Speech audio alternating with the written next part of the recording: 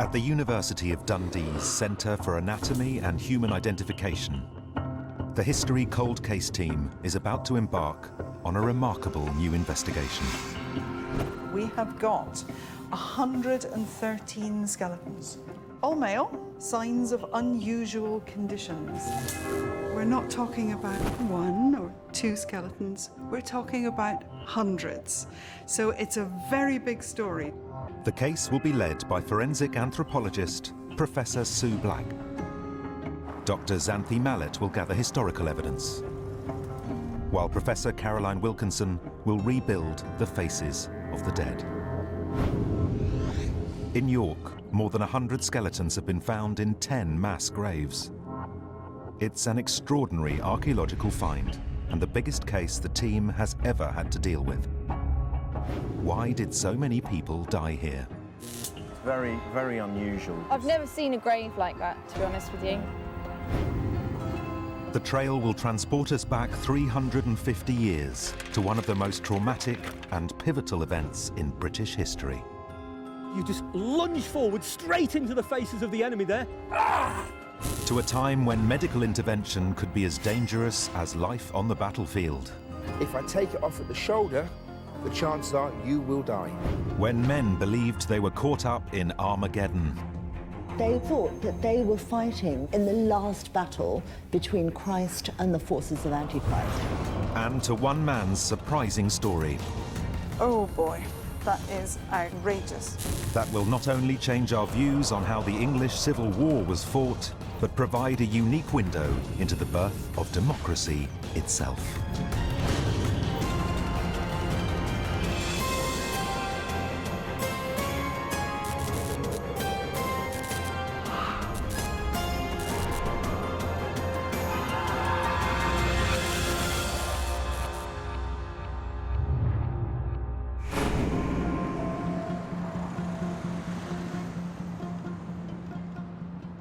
In the heart of York, the History Cold Case team has set up its mobile forensic unit, near where the remains of 113 people were recently excavated. This is the biggest case the team has ever taken on. Members of the local archaeological community lay out a selection of remains from 10 mass graves, discovered in 2008 just beyond the city walls. Every single skeleton is male. But there are also the boxed remains of 2 further bodies that have especially troubled archaeologists since excavation. Their bones show signs of puzzling abnormalities. Why did 113 men end up buried together? And what's the truth behind the disfigured bodies? There's a lot of dead people here, and so there needs to be an explanation for why you've got so many in one place. Every single one of those people will have a story. Some of them are going to have a really interesting story to tell.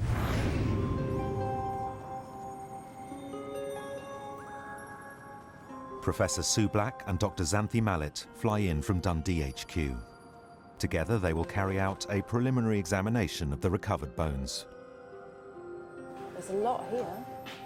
Immediately, they find many signs of healed trauma and bone breaks. Oh, no, look, there's a problem in the elbow. Whether it's a dislocation, it's really hard to dislocate that joint, though. Really, really hard to dislocate it. It looks as if there's a bit of remodeling going on at the wrist. I wonder if that's a previous fracture. And there are signs of serious infections. Oh, look at this. Ouch. Look at the amount of bone that's been laid down.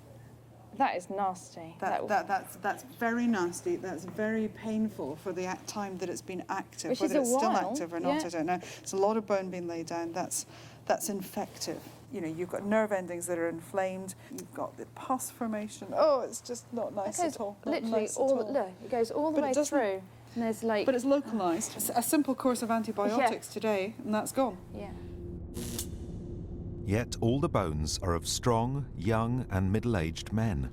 I think we're looking at male. Quite well-defined chin. Quite robust. Yeah, I'm okay with that. With no obvious cause of death. They've got previous fractures Yeah, and they've got yeah. they've got trauma they've associated with their previous Yeah. life. But why did they die? Don't know. Don't know. There's no evidence of a cause of death on here not on any of them. either. There's no obvious disease process. There's no obvious trauma process. There's nothing. So whatever killed him may have killed them, but it hasn't left a mark. We're not seeing it. And there's lots and lots of things that don't leave a mark. They turn their attention to the 2 boxes that the archaeologists have marked out as being particularly strange. Inside the first, the skeleton of an incredibly muscular male, at first glance consistent with the rest of the group. I'm talking about quite a big, robust adult. But I tell you what I think is interesting is that clavicle's being bound down onto there really, really tightly. So there's huge muscle mass going on up here. And this is pretty robust as well. It's not only robust, what you've also got within that bone is a huge amount of torsion. You can see because it's you twisted. can see, and that's the muscle attaching onto there. You can actually that's see the just movement, can't you, trying to get biomechanics. more of a grip. Yep. So he's very well built. But he has one highly unusual feature that sets him apart. Oh, wow. His hand bones are fused together. Okay, see, that's interesting. Okay, I'll tell you why that's interesting, because that is a congenital fusion of the carpals, congenital carpal fusion. Really, really rare. But there's not going to have been much in the way of disability. You know, all you're losing is a little bit of movement like that. So, you know, his little finger gets stuck out there. It doesn't ever come across here. Then there is the final set of remains for Sue and Xanthi to examine. Oh! This man has an even more dramatic bone defect. Oh my. Okay. Well. Well. Well. Oh, this is very, very, very unusual. His elbow and knee are both fused. The bones have grown together. To Sue, this does not look like the trauma found on the other bodies. Oh boy. You know, it could be so many things.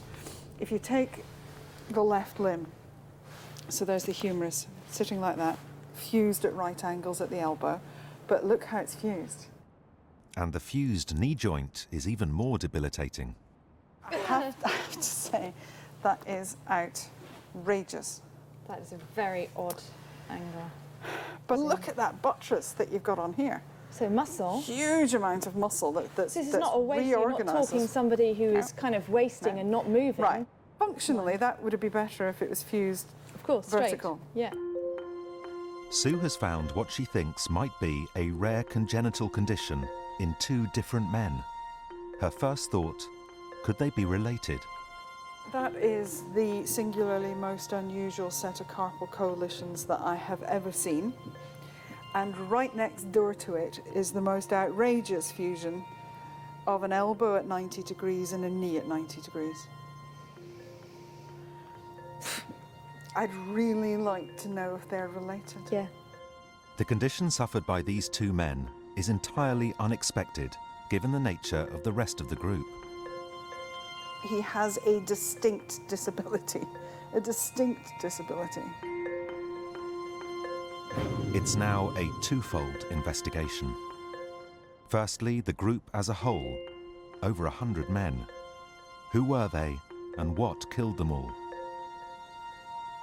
But also, what is the story of these 2 men with their dramatically fused bones?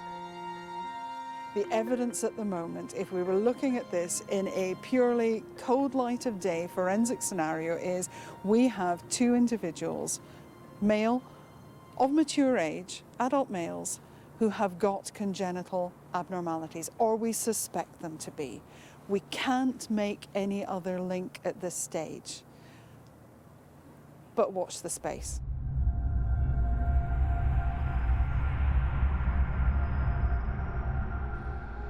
Testing gets underway immediately, including DNA sampling, CT scanning, isotopic analysis, and carbon dating.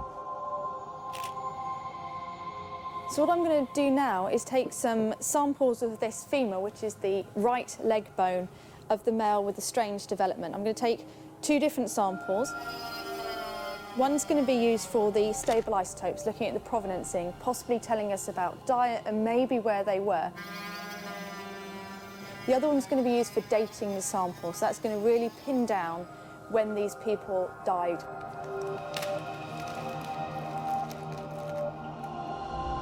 The team will need to wait some weeks for the results to come back.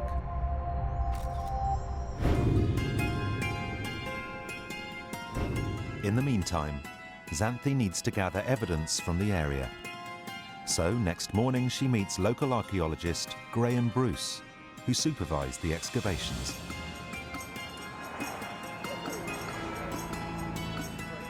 Grahame had been excavating a site just 100 yards or so outside York's city walls, defences that have stood since Roman times.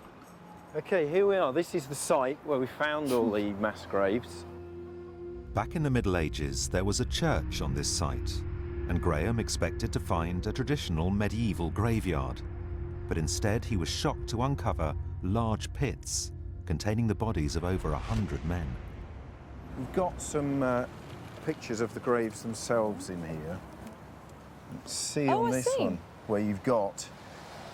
And they're all lined up? They're lined up within the graves. Where were the mass graves within here? They were predominantly within the church itself, respecting the main wall lines. So the walls must have still been standing, at least partially, when the graves were cut into. The mass graves were dug inside the church, and Grahame believes this must have happened sometime after records show it fell into ruins in the 1580s. And Grahame also believes the graves must date from before the 1700s. By the 18th century in York as well, you've got better cartographic sources, and the maps show this area as open agricultural land with no other buildings on it. So you haven't got anywhere you'd be wanting to put a major 18th century burial ground here. Carbon dating will confirm whether Grahame's theory is correct. But if the mass graves do date from around the 1600s, what does Grahame think could be the cause? Looking at the actual way in which they've been buried, what are your theories on this? When we started finding mass graves, you do start obviously trying to work out why. It's clearly a major, fairly cataclysmic event that has created all these people dying at the same time. And in the mid-17th century, you have the English Civil War. Grahame's theory is that these bodies could have been victims of the English Civil War. With no women and children amongst the group, could they in fact have been soldiers?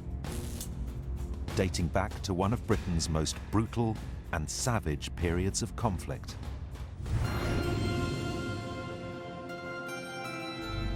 Back at Dundee HQ, Xanthi and Sue get Professor Caroline Wilkinson up to speed, using computer graphics of the burial site and the two most curious bodies. Now, what you can see here is the church. The Sorry, I church wasn't clear. was in ruins when Church they were was in buried. ruins, I understand. Okay. So after but they've 1580s. observed the lines of the ruins. Yes. I understand. And these are our two individuals. But not treated any differently, I mean, they're buried in exactly the same way. Exactly the same way. Okay. Because there's such a lot of them. 113. You can say the number really quickly, but then when you actually see it, it looks like an awful lot of people. And somebody's taken care putting them all in like that. We'll be getting carbon dates, but we don't have those yet, so obviously they're going to help us pinpoint it. But really we're looking at the Civil War simply because of where they are, and also the number of people in that type of demographic of population. So we'll know more, but this is quite helpful contextually. The team agrees that the obvious starting place for the larger investigation is to gather more details on the Civil War and how it might have affected the city of York. I'm absolutely happy that, you know, we can explain it in terms of a potential military, because that fits, that you've got a lot of men of fighting sort of age together. And how is it the man with severely fused knee and elbow came to be buried amongst what could be a group of soldiers? We've got a lot more to find out about this guy. I suppose what he would have been doing in this population for a start. Yeah. Because he's disabled. Yeah, absolutely. There's no getting away from the fact that he's got a physical disability. What does a disabled man do in military services? And like the others, he was strong sites of muscle attachment, so he was active. Oh yeah. Yeah. It's a big story. even thinking about the occupations that he might have been involved in, it's really quite exciting, because why on earth is he buried with all these men who I suspect, you know, are relatively healthy, if you can be when you're dead, but, you know, relatively healthy young men of fighting age, perhaps in a military background. What's he doing there?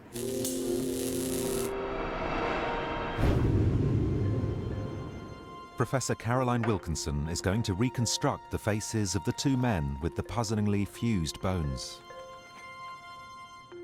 She starts with the man in his early 40s with just the fused hand.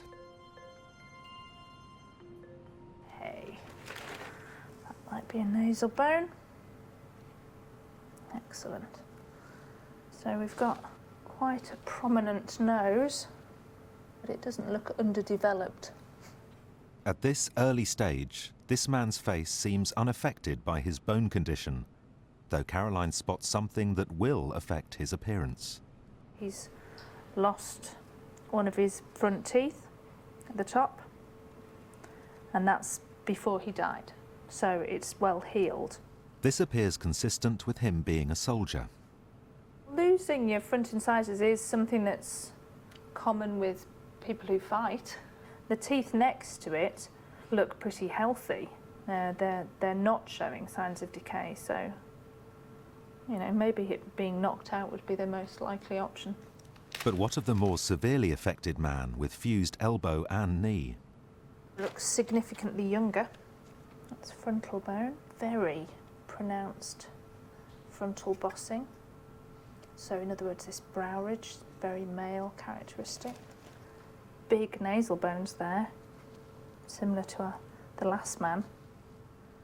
And with this skull, there are possible signs of abnormal bone development. Goes there. So yeah, the height of the orbit looks very small. That is quite a short distance as well between the nose and the mouth. It's going to be really interesting to put this all together to see what happens to the rest of the face. Caroline scans in the fractured pieces of both skulls using a 3D laser scanner. Final rebuilding will happen using computer software. Then the full effects of any disorder on their faces will start to emerge.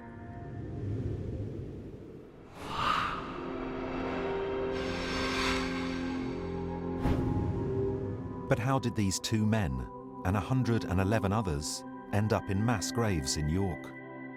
And how involved was the city in the Civil War?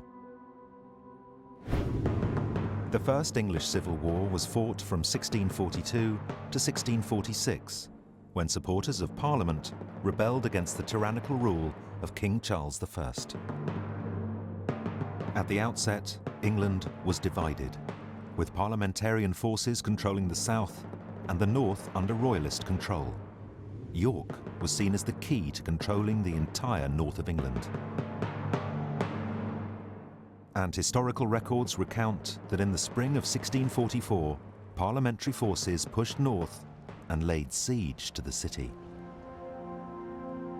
So, what impact did this have on York and its population? High up on the city's walls, Xanthi meets Civil War historian Martin Bennett. Who was fighting? Well, inside the city, you've got the Royalist Army of the Earl of Newcastle, about 4,000 of his soldiers inside the city. So this side, where we are? Yeah. Okay. Who's outside? Outside are 3 parliamentarian armies. When all 3 armies are gathered around, there are about 30,000 at the most. But surely it would be easy then to take the city with 30,000 men. There are 2 ways of taking a city. One is by storm and the other is to starve it out. Both of them carry their risks, and parliamentarians initially attempt to starve the garrison out. But that wasn't going to be easy. It seems that the royalist soldiers had swept up all crops from the surrounding areas and were well prepared. The people inside, in York, it's not as bad as it could be. They don't get to the stage of eating dogs and cats and rats, because there's plenty of food, plenty of water, plenty of breweries in town making beer, which is, of course, safer to drink than water. And effectively, they have enough to survive the 11 weeks of this siege. 30,000 parliamentarian soldiers spent 3 months camped outside the city walls. It seems that this was the critical moment for York's involvement in the Civil War. Were our 113 part of this besieging force? Amazingly, the siege is particularly well documented. At nearby King's Manor, Martin talks Xanthi through who took part. Inside you've got the Earl of Newcastle's troops. With the Royalists retreating inside the walls, parliamentarian forces gathered around the city. What happens first is that the Scots arrive in this area, between the Ouse as it flows into the city and the Ouse as it flows out. So all of this sector here is occupied by Scots forces, and Fairfax's forces occupy this side from the Ouse here right round to the River Foss. What then happens is, towards the end of May, is the Earl of Manchester's army arrives and occupies the northern territory. So they kind of spread now out. the city is completely ringed. Yeah. And as soon as that is achieved, then they begin to move inwards on the walls. So the suburbs begin to fall into the hands of Parliament. And Martin has a theory about which of these armies our men could have come from. Fairfax's forces begin to take over the suburbs outside Walmgate. Aha, so does that mean that our mass grave is over here? It's in this area here. Right, okay, that is close, not isn't far it? from the city walls. Yeah. Martin believes our men could have been soldiers from one very particular part of the parliamentarian army. 6,000 men under the command of Lord Fairfax. It's remarkable progress so early in the case, but it will take the results from the isotope testing to tell the team exactly where our soldiers came from. But what of the injuries to the bones Sue and Xanthi saw in the forensic tent? Are these consistent with soldiers fighting in the Civil War? Xanthi goes to Heslington Hall, where Lord Fairfax set up his camp during the siege. She meets Graham Webb and Richard Hawes from the Sealed Knot to learn about the weaponry, roles and injuries typical of 17th century warfare. So here we have muzzle-loading musket, okay? Mainly used for firing a lead ball. Yep. It was inaccurate, so you're unlikely to actually hit anybody with it, although that's no comfort to anybody that's standing in front of it. No. Although there are no signs of musket ball damage on our men's bones, Richard thinks the musket could still be responsible. Occasionally somebody would get hit and you'd get a horrific smash injuries and your friends would perhaps be falling down next to you. Yeah. Eventually, the morale of the group that you were firing at would perhaps break and they would run. And at which point, you turn it round the other way and you go chasing after them. And this is the real damage that is done with the butt end of the musket. But how would this have actually worked in practice? Richard thinks a musket used this way round could be responsible for leg breaks, dislocated elbows and broken clavicle bones in the shoulder. These are exactly the kind of injuries Xanthi and Sue saw on the remains in the tent. But what of the large muscle attachments also found on the bones? Could this be explained by another weapon commonly used by soldiers of the time? The pike. The biggest and heaviest men carried these, right? Oh, God. Now, when you charge your pike, if you drop that pike straight down with your arm levelled behind, yes, you can then charge your pike at the enemy. Don't worry, I'm right under it. You feel the weight of that. Better, yeah. Keep that under your cheek, and if you haunch back a bit and put your elbow on your hip there, you should be able to take the weight there. Do you feel that? Oh, Yes, sorry. I can feel that, You're straining there, aren't you? You're straining. It's quite an awkward thing to hold. So what you have to do now is you just lunge forward straight into the faces of the enemy there. Ah! And again, I go. Ah! I would have gone straight for the eye. It takes a lot of strength to wield this, as well as balance and technique. So you'd expect quite well-built guys. Absolutely. The people that used them were particularly selected from their strength and height and stature. So the pikemen are really the brawn of the outfit. Absolutely, yes. All the historical evidence appears to indicate our men were soldiers from the Civil War. But will the carbon dating results confirm this? 1480 to 1687. Hold on, 1480. So that's fine. Yes. These dates cover a broad period, with the Civil War lying at the latter end. But the team know they can eliminate the earlier dates because of the archaeological evidence on the ground. The church, if you remember, was finished usage in 1580. That's why it was ruined when it looks like these men have gone in. So we're now 1580 to 1687. And in the middle of that, right slap bang almost in the middle of that, is the siege date. Yes. With the siege being the only time in this period when so many men were gathered together in York, dating the burial to the English Civil War now seems certain. What's important is that it supports what everything is telling us. So I think like those large numbers, the regimentation of the burials, the fact that they're in the church, they're close to the city walls, everything is saying it's got to be a siege. Yeah. It's got to be. Our 113 men likely never lived long enough to see victory when the Royalists gave up and left York in July 1644. And whether they were definitely parliamentarian soldiers under Lord Fairfax's command will only be confirmed when the isotope results come in. The team also still don't know what the cause of death of the men was. Although the skeletons showed no fatal wounds, many did have healed injury, and there were signs of infection. Could infections like these have killed all 113 of the men? To help understand what the cause of death might have been, Xanthi meets up with historian Rory Macready in a typical Civil War surgery. She starts by showing Rory some of the injuries from our men's bones. Here we've got sharp force trauma to the elbow, so outside of the elbow, pretty deep actually. Yeah. What would have caused this? Well, that was probably made by a sword, quite a deep cut. Probably in that sort of direction. So some sort of defensive injury? Yes. It seems the surgeons did have some understanding of infection and how to manage it. What we would do then is we would get something like oats, and I'm going to get honey. I'm going to mix the two together to make it into a paste, and then this will be put into the wound, and then we'd sew the wound up with that inside the wound. Why did they leave that in? Because it helps to heal. The honey would be used as an antiseptic. We didn't understand that, but we knew that it worked. In fact, today in some hospitals, when antibiotics don't work, they're using honey again to fight infections.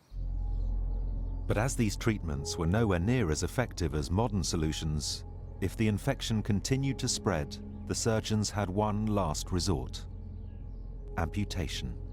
If I take your arm off at the elbow, you'll have about a 50-50 chance of surviving the operation. If I take it off at the shoulder, the chances are you will die. Amputation was actually a highly sophisticated procedure surgeons were well versed in. What we do first of all is we get a dismembering knife like this one here. The cutting edge is on the inside. It's a pretty serious knife. It is. My assistant would hold your arm extremely tight, act like a tourniquet. The surgeon would then plunge the knife into the limb till he hits bone, and then in a very fast motion go round in a circular motion till we come back where we started. Like opening a can? It is. He or she would then yank the skin and muscle up the bone to expose the bone. Yeah.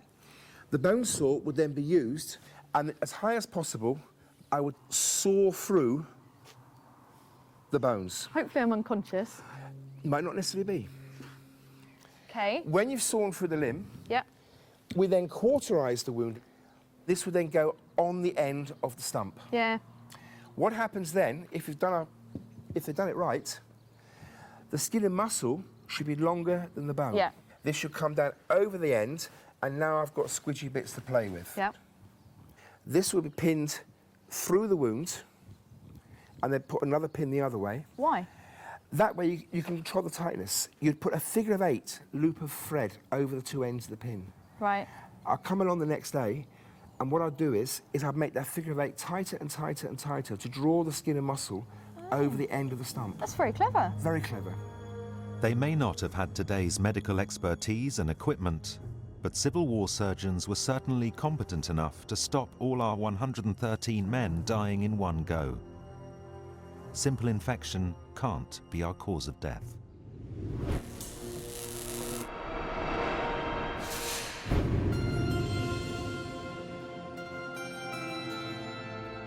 Back in Dundee, Sue is taking a closer look at the two skeletons with the extraordinary fused bones. This individual was exceptional because this is the one where we had the most outrageous fusion that occurred at the elbow. So the hand permanently fixed in that position. And then, as if that wasn't enough, quite frankly, the absolute and utter pièce de résistance. Look at that. It's just the most outrageous specimen I think I've ever seen. So that we've got the long shaft of the femur, the thigh bone. We've got the tibia, the shin bone, at right angles. And where there should be a knee, there isn't a knee. It's fixed bone. Sue's research has led her to believe that this could be a condition with the rarest classification possible, occurring in a maximum 1 person in every 200,000, and best illustrated by the other man's fused hand.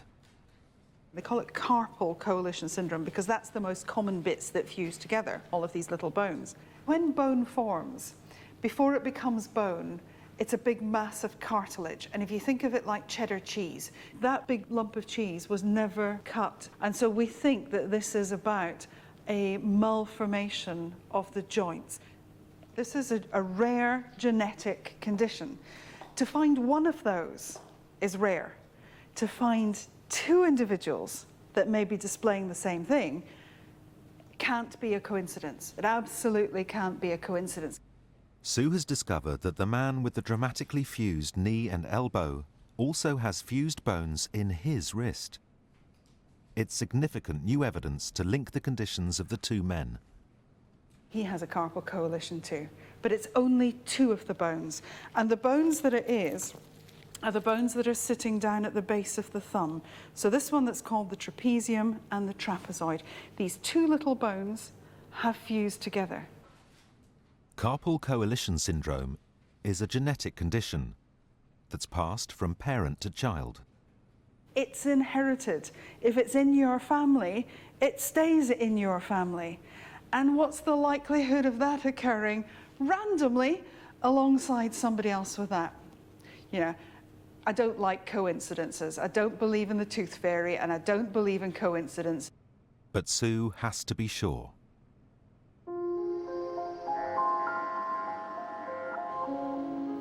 So the bones are put through a CT scanner, which looks inside the bones to give detailed images viewable from any angle. Will the results confirm or disprove Sue's diagnosis? Along with her colleague, Dr. Roos Eisma, she scours the images. This is the whole tray laid out as it went through the scanner. So look at this, isn't that amazing? Look at that knee. Fused. And look at that elbow. This is the knee. This, oh, look, go back, go back, go back, go back, go back, go back, go back, go back. Look. Isn't that interesting? When you've got the 2 pillars of the joint, they're continuous. All the other bits of the bone are formed. All the normal growing bits are there.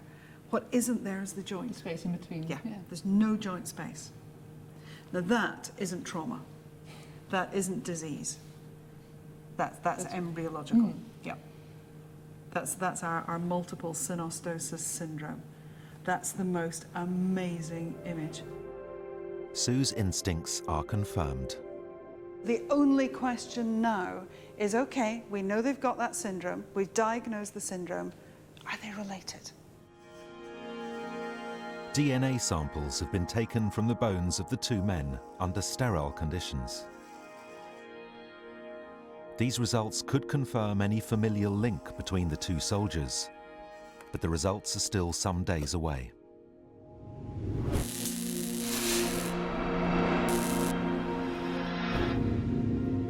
What is already clear is that the man with the fused arm and leg would have had to live with his disability from birth.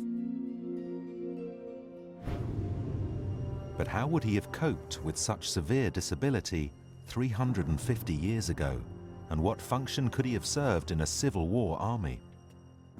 Xanthi heads to Kent University to meet Julie Anderson, specialist in the history of disability.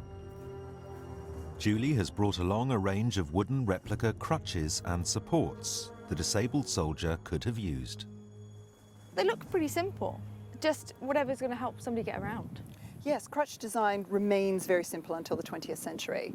They were generally pieces of wood, carved, with some padding put on the support area under the arm. So how mobile would the man have been? To find out, Julie's assistant Jack is given replica crutches and a knee support the man would likely have used. Now, let's see if you can not fall over, I guess? We'll go for it. Yeah, yeah. Now imagine if you like this all the time, you'd obviously get a bit more efficient, but he's moving all right, isn't he? We're not looking at somebody who would have just, had to sit down and not do anything, and he's still got use of this hand, even though, so literally it's here that's fused, so you could still use all the movement at the shoulder, and you've still got a viable wrist joint. He wouldn't have fought, but Julie is sure there were plenty of other jobs he could have done. His job would have perhaps been an ancillary worker, perhaps a cook, or maybe even, as he was a big man, guarding the ordnance, where all the munitions and the muskets and things like that were kept. Despite a permanently fused elbow and knee, he could have functioned quite well. You're standing at a bench, right? Balancing now. What do you think? You managed to be a cook or a guard or something? I'd imagine the balance might have been an issue, but you get used to it. So yeah, with the right arm, you can obviously do a lot of things. So by the time I imagine so. Yeah, I mean, it's great to see it firsthand how this could have looked, because when you just see the remains, you think this guy would have been pretty much stuck doing nothing. Exactly. And Julie has rare illustrations of how people affected by disability may have lived around that time. We've got some images here of a range of disabled people from the period. Some of them got musical instruments and things. Well, they would have been working people. You have to remember that there was no institutionalization really before the 19th century. So people had to just go out and make their own living, which a lot of people did as best they could. Because some of these are in pairs, like this person looks blind and they're being led by somebody else. Yes, that was common too. They would get together in bands, yeah, and look after each other. It's the same for our man in the military. He would have been part of a group and they would have looked after him. They wouldn't have seen him as unusual? No, not at all. In fact, the word normal doesn't really come into common usage in the English language until the early part of the 19th century. Was there just no purpose for it? No, it wasn't necessary. People were just who they were. But despite this apparent tolerance, relatives often suffered. Extreme religious beliefs saw disability as a sign that the person's family had committed a sin. They would be ostracized, they would be shunned by their communities, and it was difficult. Some families had to move away, but often when the disabled person grew up, they would leave home. And the military could prove useful in these circumstances. Would disabled people actually have gone into the military to relieve their families of that burden? Absolutely, and because unemployment was a problem amongst disabled people, often the military provided a haven for them in order for them to be paid at a job. So it's not a surprise to have found the disabled in the army, even holding down a key job. Nor is it a surprise to find two disabled men grouped together for support.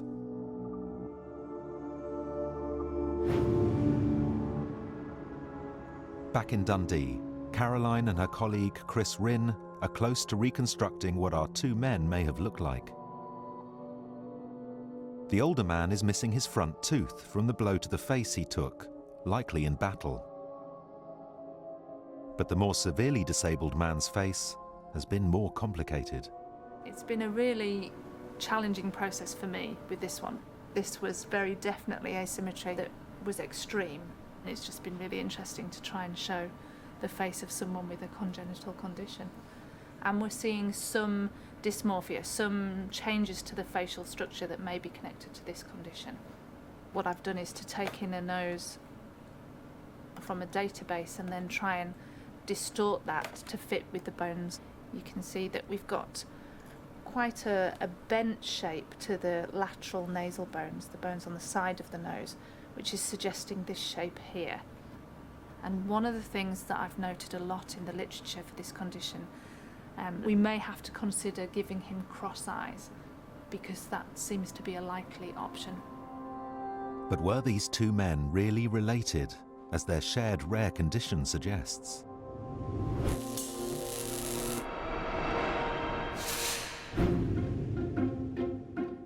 To find out, the team gather to hear the results of the DNA analysis, with Sue especially on tenterhooks. A bit frustratingly, they came back as I having... don't even like that now. You've already gone too far. They don't have the same mother. But we've got DNA out of it. Yes. DNA was viable. It does not appear to be contaminated. Okay. But... Apparently, though, looking for the male lineage on the Y chromosome is much... You've got to go right down to the nuclear level, and the DNA is not viable at that level. Don't look at me like that. Well, that's just rubbish, quite frankly. So we can't that's say... unacceptable. We can't That's say that they're absolutely not unacceptable. brothers, fraternal brothers, but we can say that we can't tell and they're not maternally related. Frustratingly for Sue, the DNA shows the two men aren't related by mother, and it isn't good enough quality to prove whether they were related by father or not. But Sue's not going to give up on her theory easily. So it is possible that they could still be related. Yeah. But we just can't show it. I think, you know, the chances of having this condition in individuals who are not related and are in the same, pretty much almost the same grave at the same time, would be stretching it a bit far. They could still be cousins or half-brothers, but where were they from? The isotope results are also in. Will these help to determine whether the men were part of Lord Fairfax's parliamentary army? The two do have the same isotopic signature. Good. And I've got some interesting data for the diet, which is quite specifically interesting to these guys. They had a 20 to 25% fish intake in their diet, which is really high. Normally we'd be looking at 0 to 5%. In York, you can have, unless it's fresh water, but these have got a really high fish, both of the brothers. So it has to be coastal. This is a fascinating discovery for the team. The isotopes say both our men had high marine diets. But how does this fit with the theory that they were part of Fairfax's army in York? Civil War expert Andrew Hopper thinks he has the answer and has invited Xanthi to the Yorkshire port of Hull to explain. Hull was the most important northern port town held by Parliament during the Civil Wars. Okay. Prior to the Siege of York, it was also the base of the parliamentarian commander in Yorkshire, Lord Fairfax. Quite a large proportion of Lord Fairfax's parliamentarian army from Yorkshire came from Hull and in the parishes around it. There was a large merchant fleet based here, and many of the seamen volunteered to fight for Parliament. So you say now that these guys I've been looking at that I presumed are soldiers would actually have originally been sailors? It's very likely that they had been, yes. But why would sailors be useful to Lord Fairfax in the Siege of York? Hull's sailors would all have been experienced cannoneers, experienced artillerymen. They would have served on merchant vessels that had been armed, and they'd also been probably quite hardy folk, having sailed across the North Sea. They would have been prized commodities in a siege situation. So our men's experience with cannon on board ship could have made them highly useful in a siege war. Lord Fairfax invested the city from the south-east between the rivers Foss and Ouse and set up his gun batteries on Lamel Hill. And from there they would pour down fire and the royalist defences were. Well, that's really interesting because the mass graves, and specifically these two brothers in arms, they were buried very near there. So they were probably actually part of this actual military operation, weren't they? Yes, I should think it's very likely. Do we have any documentary evidence available from the time? Well, the garrison accounts of Hull in 1642 and 1643 survive. Oh, wow. And they're very detailed, and they give us the names of 3 of the gunners, really? 3 of the cannoneers in Hull. Oh, is this actually from the original document, a copy of it? Yes, we have here Thomas Coatsforth and the cannoneers at the blockhouse, James Hunter and the cannoneers in the town, and another gentleman here, Cowling the gunner, mentioned in the accounts. It's a bit of a reach, but theoretically, one of these men could be one of the men I've been looking at. Well, if they weren't one of the men you were looking at, it's very likely they would have been very well known or personally known to them. That's pretty close, isn't it? But why would a group of sailors give up their livelihoods and sign up to fight in Fairfax's land army? Was there a greater motivation behind their actions? Xanthi meets Civil War specialist Diane Purkis at Holy Trinity in York, a simple church she believes the parliamentarian soldiers would have approved of. They felt this was what God wanted, absolute plainness and spareness. Anything else was an insult to him. This plainness permeated people's whole lives. You'd live the right way, you'd be chaste, you'd be abstinent, you'd read the Bible every day.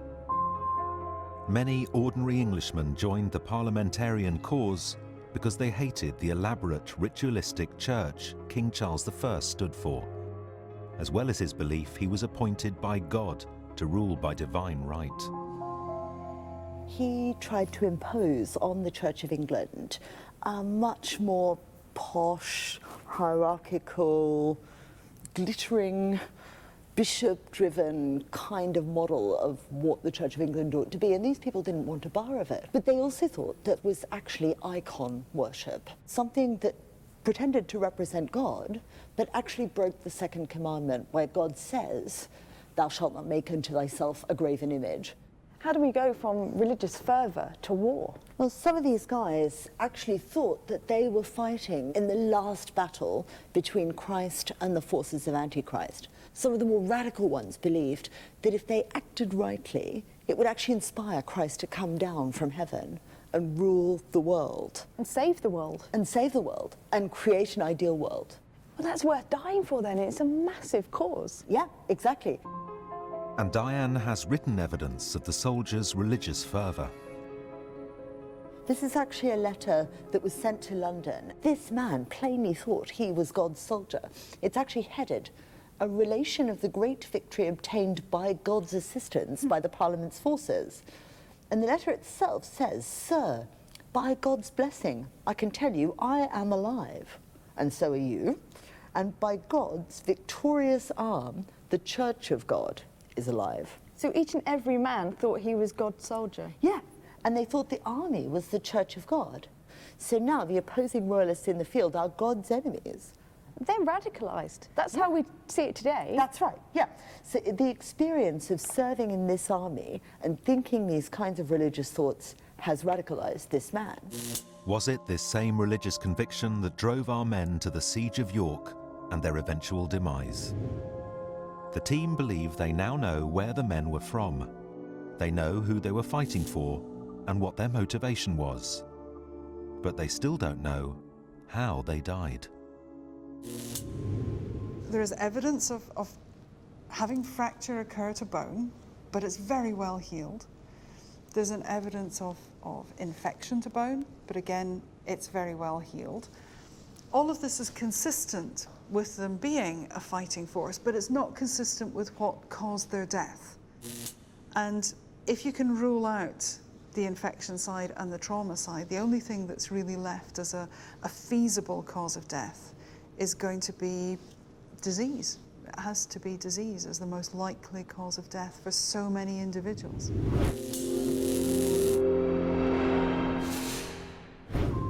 How would doctors have dealt with disease back in the 17th century? Xanthi goes to the Museum of the History of Science in Oxford to meet medical historian Dr. Erica Charters. Got an intriguing little box here. Do we need the gloves? So we need the gloves on to touch some of this. Erica has a remarkable device used to treat disease and fever until the late 19th century, and similar to those doctors would have used during the English Civil War. This is actually to let blood. Right. Now, this is where the exciting bit happens. This would go right up against your skin. Yeah. Oh. Before you know it, it would cut into your skin. It would make very small incisions, and this would allow you to let some blood out. And of course, bloodletting was Well, it's been very popular for a long time, so definitely in the 17th century they would have been doing this. So you just press the button there, Hold it. Oh, it's quite powerful, isn't it? It is quite powerful, and you can see where it's cut into the paper. Yeah. So was there an idea that there were poisons in the blood that you actually wanted to release by bloodletting? Very much so. And what we do see, especially for fevers, remembering if you think of how someone looks who has a fever, they're flushed, they're very warm, their pulse is beating very quickly, so it almost looks like they have an excess of blood. So it's not surprising that some people felt that letting out some of that excess of blood would return you to health. Does it actually have any benefits? Not that we know of, no. With little more than bloodletting as a treatment, and with thousands of men camped closely together during the siege, Erica believes she knows what could have killed the 113 men. Something like typhus fever, the incubation is probably around 3 weeks, and very commonly what we see in diaries of sieges is that after about 3 weeks during a siege, we see outbreaks of disease. How does it spread? Well, it's very contagious. Typhus is interesting because it's spread through body lice, and they actually live in the seams of your clothing. So it's a particular kind of insect which is a vector for the pathogen. And what's interesting about it is the lice only like living at the temperature of your body. So they will only stay in your clothes when you're wearing your clothes, which is why we often see it in sieges. It's very common in wintertime when people keep their clothes on. So it could possibly have been there even during the summer in York. And what are the symptoms? Well, it's a general fever, a kind of weakening, very often a very intense headache. Sometimes you see a rash. How many people died of typhus? Well, it depends. We know that when we look at case fatality rates, so if you catch it, what the chances are that you will die. We've seen during the First World War, it reached rates such as 70%. And because it's so contagious, if you're in a small area together, there's a good chance that almost everyone will catch it. Because it was so contagious, did they die from this more so than from fighting? It would be much more likely that you might die of disease. And of course, it's not a very glorious death. No. It's one thing to die on the battlefield. It's another thing to die of something like diarrhea or a fever. It's not exactly the way that you want to go. The team finally has a plausible, if tragic, explanation for how the men in the mass graves died. A virulent outbreak of typhus fever, a disease that has afflicted besieging armies from ancient times right up to Stalingrad in the Second World War.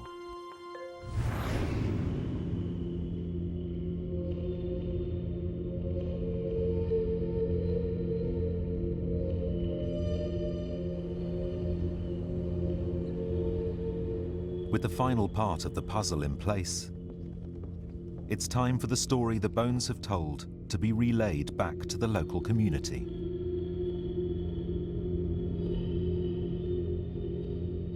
The cold case team has returned to York. There to hear their findings are those who originally excavated the site and experts who have assisted the team. I'm hoping to find out more of why they died, more about why they were buried in that particular spot, and who buried them and at what period of the civil wars they were buried in. All those questions that purely the historical evidence isn't able to answer. The facial reconstructions is something I haven't been involved with before, and hopefully that'll give us an insight, a closer insight into the people who we're dealing with. Ghoulishly exciting. Sue reveals the bigger story of the Civil War. It's reasonable to suspect that they're going to be fighting men. She unpacks how the men would have died. What do we find in terms of a cause of death? Well, we don't find trauma. What we've been told is that, in fact, more people died as a result of disease. The more intimate story of disability. His right leg would have been fixed that way. A condition that is so rare, we don't have an incidence for the rarity of it. And how the science tied two remarkable men's lives together in death. So now what we've got are two individuals buried in the same location with the rarest of genetic conditions, not with the same mother. Hopefully their father had a bike, but not with the same mother, with exactly the same stable isotopes in terms of where they've come from, and with exactly the same unusual marine-based diet of a very high proportion. They have got to go together. The final part of the investigation is to bring these two soldiers back to life, beginning with the man with just a fused hand.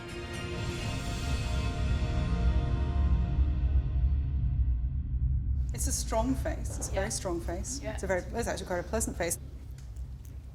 He would fit in amongst us, wouldn't he? Then there is the more severely affected man.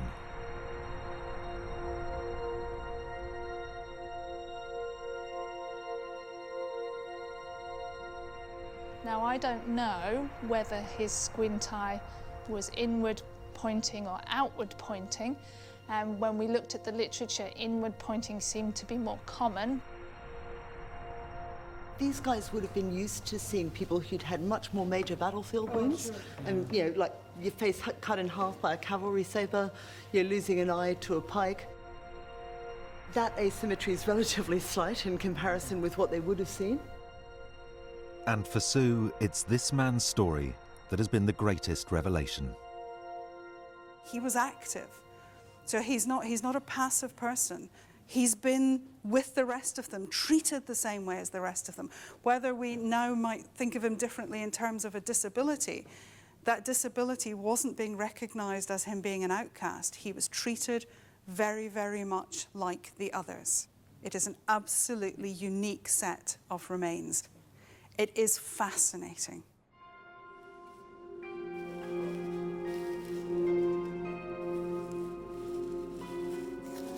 They give us that opportunity to bring the science in, use the historical background, and it really fleshes out those people that we're dealing with during that quite tumultuous period of English history. So science gave you everything I was hoping for. It gave you that element that the historical document can't deal with.